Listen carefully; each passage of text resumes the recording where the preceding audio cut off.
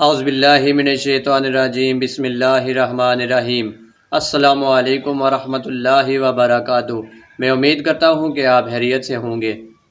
آج قائد اعظم محمد علی جناح کا یوم پیدائش ہے، تو میں آپ کو ان کے چند واقعات بتاؤں گا کہ وہ کس طرح ذہانت کے مالک تھے اور کیسے حاضر جواب دیا کرتے تھے۔ ہم سنتے رہتے ہیں کہ قائد اعظم محمد علی جناح نے پاکستان بنانے کے لیے کتنی جدوجہد کی اور دنیا کا نقشہ بدل کر رکھ دیا، اور پاکستان معرض وجود میں آیا۔ اور پاکستان مدینہ شریف کی ریاست کے بعد وہ ریاست ہے جو اسلام کی بنیاد پر معرض وجود میں آئی۔ ابھی تک آپ نے اگر میرا چینل سبسکرائب نہیں کیا تو سبسکرائب کر لیں۔ جب قائد اعظم محمد علی جناح لندن یونیورسٹی میں اعلیٰ تعلیم حاصل کر رہے تھے تو وہاں کا ایک پروفیسر پیٹر ان سے شدید نفرت کرتا تھا۔ ایک دن جب وہ ڈائننگ ٹیبل پر بیٹھ کر لنچ کر رہا تھا تو قائد اعظم محمد علی جناح بھی اپنی ٹرے لے کر وہاں آ کر بیٹھ گئے، تو اسے یہ اچھا نہ لگا۔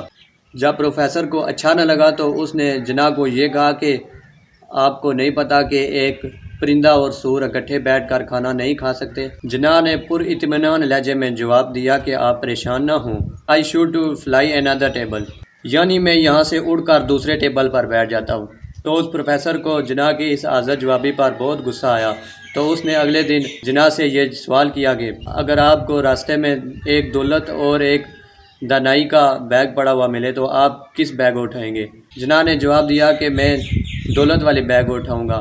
تو پروفیسر طنز میں ہنسا اور اس نے کہا کہ اگر میں ہوتا تو میں تو دانائی والا اٹھاتا۔ تو جناح نے یہاں جواب دیا کہ جس کے پاس جو نہیں ہوتا وہی اٹھاتا ہے۔